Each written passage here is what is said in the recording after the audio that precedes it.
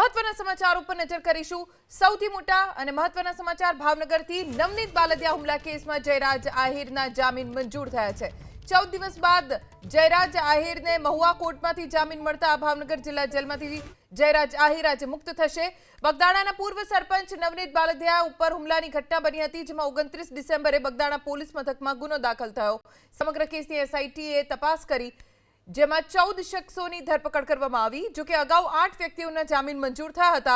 હવે જયરાજ આહિર સહિત 6 લોકોના જામીન મંજૂર થયા છે। 14 દિવસ બાદ જયરાજ આહિરને મહુવા કોર્ટમાંથી જામીન મળતા ભાવનગર જિલ્લા જેલમાંથી જયરાજ આહિર આજે મુક્ત થશે। બગદાણાના પૂર્વ સરપંચ નવનીત બાલદિયા ઉપર હુમલાની ઘટના બની હતી, જેમાં 29 ડિસેમ્બરે બગદાણા પોલીસ મથકમાં ગુનો દાખલ થયો।